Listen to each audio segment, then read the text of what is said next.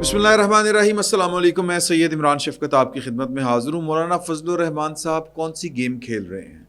ये जो उन्होंने इल्ज़ाम तराशी शुरू कर दी है, और एक अजीब किस्सा ये है कि वो कहते हैं कि धांधली हुई, मेरे साथ मेरा मैंडेट चोरी किया गया, और वहाँ से जीता कौन? पाकिस्तान तहरीक इंसाफ के हमायती याफ्ता आज़ाद उम्मीदवार। यानी वो इल्ज़ाम एक ही वक्त में पाकिस्तान मुस्लिम लीग नून के सरबराह जनाब नवाज शरीफ साहब के ऊपर भी लगाते हैं कि उनको नवाजने के लिए ये सब कुछ किया गया है, लेकिन नवाजे तो इंडिपेंडेंट के ज़रिए पाकिस्तान तहरीक इंसाफ के लोग गए हैं। पाकिस्तान मुस्लिम लीग नून का मैंडेट पेशावर में KPK में कितना है? वहाँ पर मैंडेट के जो दावेदार थे, वोट बैंक के जो दावेदार हैं, वो तो मौलाना फजलुर रहमान साहब खुद सबसे ज़्यादा हैं। तो अगर वहाँ से मौलाना फजलुर रहमान साहब का मैंडेट बकौल उनके चोरी हुआ है, धांधली हुआ है, वो इन इंतखाबात को मानते नहीं, तो फिर इसका मतलब ये है कि उनका मैंडेट चोरी करके पाकिस्तान तहरीक इंसाफ को दिया गया, क्योंकि वहीं से वो जीती है। तो मज़े की बात यह है कि वो कुड़ कीते थे आंडे कीते। ये तो खैर वैसे मौलाना फजलुर रहमान का भी गिला शिकवा यही है कि कुड़ कीते थे आंडे कीते। मैं सारी उम्र जनाब ये पिछले 2011 से ऑनवर्ड मेरी यहाँ जुतियाँ कस गई हैं, फावा हो गया। ये सारी जो बातें वो सोच रहे हैं, जो कह रहे हैं कि मिलके साथ चल रहे थे और हमारे हिस्से में कुछ भी नहीं आया, तो ये उनको बेसिकली गुस्सा है। लेकिन इल्ज़ाम एक तरफ धांधली का लगा रहे हैं, और जिनको धांधली के ज़रिए बकौल मौलाना के जितवाया गया उन्हीं के साथ इत्तेहाद कर रहे हैं। मौलाना फजलुर रहमान साहब इतनी कच्ची गोलियां नहीं खेलते। इसके पीछे कोई बड़ी रॉकेट साइंस है जो हमें अनफोल्ड करने की ज़रूरत है, डिकोड करने की ज़रूरत है, इसको समझने की ज़रूरत है। समझ में आ जाएगी, कोई बड़ी बात नहीं। मौलाना फजलुर रहमान साहब ने एक नया शगुफा ये छोड़ा है कि जनरल कमर जावेद बाजवा साहब और जनरल फैज़ ने हमसे मुलाकात करके कहा था कि आप लोग तहरीक अदम अतमाद लेके आएँ, और जनरल फैज़ हमीद ने कहा था कि इमरान खान के ख़िलाफ़ जो कुछ करना है आपने वो कानून के दायरे में रह के करें, बिस्मिल्लाह, हम उनको सपोर्ट नहीं करेंगे। ये ऐसा ही हुआ था, क्योंकि अब वो जो सियासतदान बातें कर रहे हैं, वो जो ख़बरें आ रही हैं, वो सारी की सारी ख़बरें इस तरह से आ रही हैं कि एक तो वो आधी ख़बरें हैं, वो आधा सच है। पूरा सच क्या है ये टाइलिंग्स ने पहले भी बताया था आपको, मैं बार बार इसको रिपीट नहीं करना चाहता। जब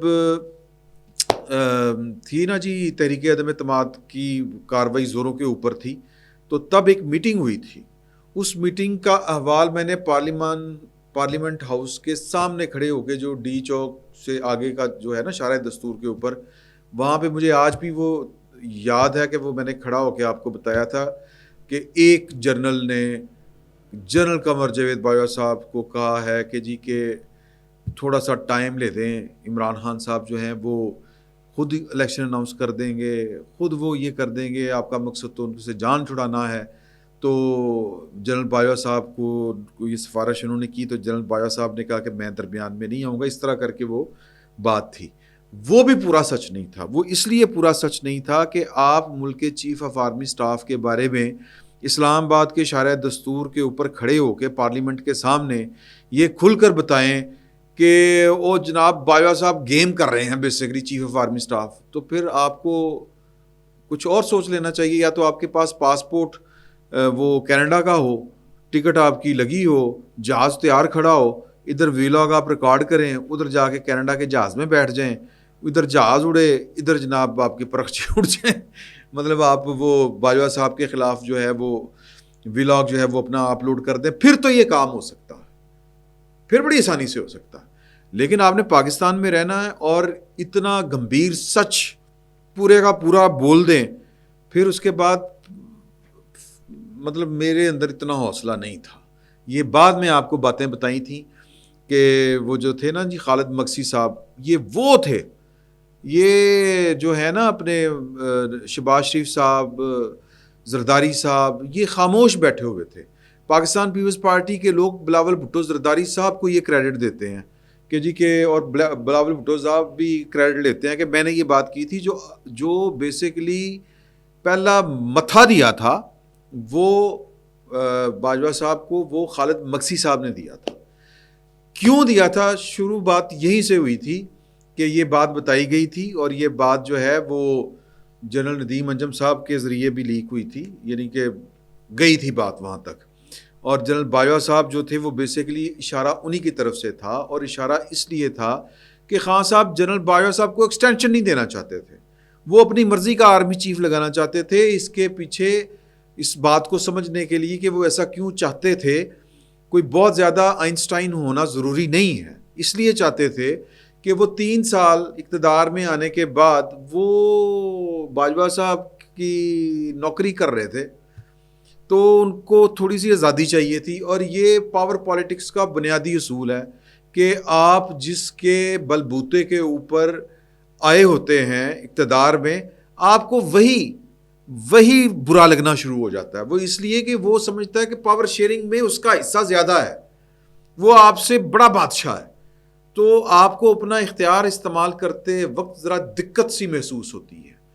ایک ہوتی نہیں کہ دماغ میں خارش سی ہوتی ہے کہ یار ہے کہ ہر ٹائم کھلوتا رہتا ہے کر کے ویک رہا ہوں ہے کی کرن ڈے ہیں، میرے کو پوچھے ہی۔ یہ اقتدار میں جو شراکت ہے یہ بھی ایک طرح سے اللہ معاف کرے شریکہ ہوتا ہے، اور یہ جو اقتدار میں شریک کسی کو بھی اچھا نہیں لگتا یار، پارٹنرشپ جو ہے وہ چلے۔ بہرحال میں اس فلسفے میں تو نہیں جاتا، لیکن میں آپ کو وجہ بتا رہا ہوں کہ عمران خان صاحب اپنا اگلا آرمی چیف جو ہے وہ جنرل فیض صاحب کی شکل میں دیکھنا چاہتے تھے، تو اس لیے یہ والا سارے کا سارا ڈول پیٹا گیا۔ اور جب ان کی پروموشن والا معاملہ تھا، ٹرانسفر والا معاملہ تھا، پرانی باتیں ہو گئی ہیں۔ عمران خان صاحب نے ریزسٹ کیا تھا اور جنرل ندیم انجم صاحب کی اپائنٹمنٹ روک دی تھی انہوں نے، لیکن وہ پھر فوج کی طرف سے فیصلہ سنایا گیا تھا ادارہ، کیونکہ باجوہ صاحب تو پھر جناب دوڑے فوج کے پاس گئے تھے۔ کور کمانڈرز کانفرنس میں انہوں نے معاملہ رکھا تھا کہ پائن وزیر اعظم صاحب کہہ رہے ہیں کہ ٹرانسفر پوسٹنگ فوج دیا میں کرنی ہے، تو اب باجوہ صاحب نے جرنیلوں کو کس انداز میں وہ بات بتائی ہوگی کہ فوجی پورے کے پورے عمران خان صاحب کے گرویدہ ہونے کے باوجود آگ بگولا ہو گئے، ان کو سپورٹ کرنے والے ایک دو ہی تھے عمران خان صاحب کو تب، لیکن ماحول یہ بن گیا تھا کہ کسک نہیں سکتے تھے، بات نہیں کر سکتے تھے۔ باجوہ صاحب نے اس خوبصورت انداز سے کھیلا تھا، اور پھر باجوہ صاحب نے جب یہ دیکھا کہ منڈا من گیا کہ میں ایکسٹینشن دے دینا، اور پھر فوج کے اندر سے بھی آوازیں آنے شروع ہو گئیں ان کو کہ باجوہ صاحب جاندی کرو، تو پھر انہوں نے جا کے آرمی میس جو مارگلا روڈ کے اوپر ہے ISI کا، وہاں پر یہ والی میٹنگ بلائی تھی جس میں خالد مکسی صاحب بھی تھے۔ اور میں کوٹن کوٹ آپ کو بتا رہا ہوں کہ جنرل باجوہ صاحب نے جب گفتگو کی تو جنرل باجوہ صاحب کی بات سن کے اپنے آصف علی زرداری صاحب اور شہباز شریف صاحب چپ کر گئے اور بولنا شروع کیا خالد مکسی صاحب نے۔ تو باجوہ صاحب کا جو انٹریکشن ہوا، خالد مکسی صاحب نے جو جواب دیا وہ باجوہ صاحب کے لیے ہلا دینے والا تھا، حیران کن تھا، پریشان کن تھا۔ انہوں نے کہا کہ یہ کوئی تماشا ہے، ہم لوگوں کو کیا جا کے منہ دکھائیں گے کہ جی کہ جب دل کیا یہ تحریک شروع کر دو، جب دل کرے تحریک کو لپیٹ کے گھر چلے جائیں۔ تو انہوں نے کہا میں تم سے بات نہیں کر رہا، میں بڑی پارٹیوں سے بات کر رہا ہوں۔ انہوں نے کہا یہ آپ کی شرم کھا رہے ہیں، اس لیے نہیں بول رہے، میں ان کی زبان بول رہا ہوں۔ یہ جو تھے نا اپنے بلاول صاحب، انہوں نے پھر بعد میں بات کی تھی کہ ہم جا کے لوگوں کو بتائیں گے کہ آپ ہمارے ساتھ کیا گیم کر رہے ہیں اور خان صاحب کے ساتھ کیا گیم کر رہے تھے۔ پھر جا کے معاملات جو تھے وہ تھوڑے سے سیاستدانوں نے اپنے کنٹرول میں کر لیے۔ بیسیکلی باجوہ صاحب کو سیاستدانوں نے نہیں ہوں ٹھٹو یہ والا نکال کے دکھا دیا، ٹھینگا جس کو کہتے ہیں کہ ہن نہیں مننی تھاڑی گل، تو باجوہ صاحب کے ہاتھ سے گیم نکل گئی تھی۔ فیض حمید صاحب تو بیچارے اپنی جان بچاتے پھر رہے تھے۔ اب وہ شہباز گل صاحب کہہ رہے ہیں کہ دیکھا کہ بیانیاں بنا رہے تھے کہ فیض حمید جو ہے وہ عمران خان کے، فیض حمید بھی عمران خان کے خلاف تھا۔ یار خدا کا خوف کریں۔ آج عمر چیمہ صاحب نے بڑی زبردست بات کی ہے کہ یار یہ بڑے جہاں دیدہ آدمی ہیں مولانا فضل الرحمان صاحب، یہ گفتگو اس لیے کر رہے ہیں اور نام لے رہے ہیں سابق DG کا، اور یہ جب سارے کا سارا شغل چلا تھا تو جنرل ندیم انجم صاحب DG بن چکے ہوئے تھے، یہ تو فیکچوئل بات ہے۔ تو وہ کہتے ہیں کہ یہ انہوں نے رائت رکھی ہے، بیسیکلی ندیم انجم صاحب کو کہہ رہے ہیں کہ نام میں تیرا بھی لے سکتا سی لیکن میرے نال ٹھیک چل رہی ہے کہ تو یہ لوگوں کی اپنی اپنی آرا ہے، اپنا اپنا خیال ہے۔ بیسیکلی مجھے یہ لگ رہا ہے کہ جو مولانا فضل الرحمان صاحب ہیں وہ اپنی بیٹر پلیسمنٹ دیکھ رہے ہیں، اپنے لیے کوئی موضوع جگہ دیکھ رہے ہیں۔ اب دیکھیں یہ ریسیٹ کا ایک بٹن دبا ہے, چیزیں ریسیٹ کے اوپر چلی گئی ہیں. Imran Khan P T I جتنا مرضی شور ڈالتی جائے, وہ جب بات ان کی سنی جائے گی, جس لیول پہ سنی جائے گی, وہ بات کی بات ہے. اس وقت تو وہ پاکستان کی فوج کے ساتھ پوری مخاصمت بھی کر رہے ہیں, محاذرائی بھی کر رہے ہیں. پاکستان کی فوج کو پولیٹیکلی جو سپورٹ حاصل ہے وہ پاکستان کی دو بڑی جماعتوں کی طرف سے اس کے ساتھ ہے. تو لہٰذا نہ پاکستان کی فوج ویک ہے, نہ پولیٹیکل پارٹیاں ویک ہیں, آپس میں یہ کچھ لو اور کچھ دو کی جو سائنس ہوتی ہے اس کے مطابق چل رہے ہیں. تو لہٰذا پبلک موومنٹ جو بھی تھی وہ انہوں نے اپنا ووٹ دے کے وہ کر دی. میرا نہیں خیال کہ کل کی جو کال ہے پاکستان تحریک انصاف کی, عمران خان صاحب کی, کہ وہ کوئی قیامت خیز اور ہنگامہ خیز ثابت ہوگی. I don't think so. یہ 9 مئی یا الٹا دیں گے, پلٹ دیں گے, کوہرام مچ جائے گا, طوفان آ جائے گا, سیلاب اٹھ جائے گا, اس طرح کے شاید معاملات دیکھنے میں نہ آئیں.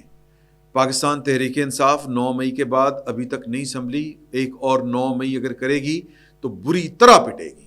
ابھی ان کو اخلاقی برتری وہ ثابت کرنے کی کوشش کر رہے ہیں, تو اسی طرح یہی راستہ ہے, اسی پہ چلیں. تو اگر وہ گڑبڑ کریں گے تو وہ گڑبڑ چلنے نہیں دی جائے گی, وہ ہوگی نہیں. منزل دور ہے پاکستان تحریک انصاف جس راستے کے اوپر چلی ہوئی ہے, ٹائم لگے گا.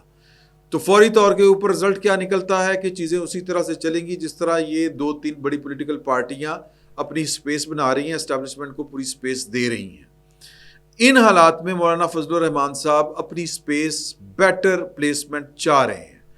ان کا خیال تھا کہ ان کو آنے والے سیٹ اپ میں صدر بنایا جائے گا. صدر کے عہدے کے اوپر ان کی نظر ہے, ان کا دل کرتا ہے. جس طرح ہمارے شاہ محمود قریشی صاحب جو ہیں وہ شیروانی ان کو بہت تنگ کیا کرتی تھی, لیکن ہزاروں خواہشیں ایسی کہ ہر خواہش پہ دم نکلے. تو دم تو نکلتا ہے ہر خواہش کے اوپر, لیکن ضروری نہیں کہ آپ کی ہر خواہش ہر تمنا پوری ہو. آپ کی پلیٹ میں ہر قسم کے انواع و اقسام کے وہ کھانے جو ہوتے ہیں نا وہ پڑے ہوں, نہیں ہو سکتا. تو مولانا فضل الرحمان صاحب کا مجھے لگ رہا ہے کہ ٹارگٹ یہ ہے کہ وہ میکسیمم جو گین کر سکتے ہیں وہ گین کریں, اپنا وزیر اعلیٰ بنائیں جہاں پر ان کو 11 سیٹیں ملی ہیں بلوچستان میں, اور اپوزیشن لیڈر وہ بنے. ہاتھ ہے اینٹی اسٹیبلشمنٹ کی جو فورسز ہیں ان کی امامت مولانا فضل الرحمان صاحب کریں. کیسی گل ہے, اور یہ ہو بھی سکتا ہے, کوئی بڑی گل نہیں.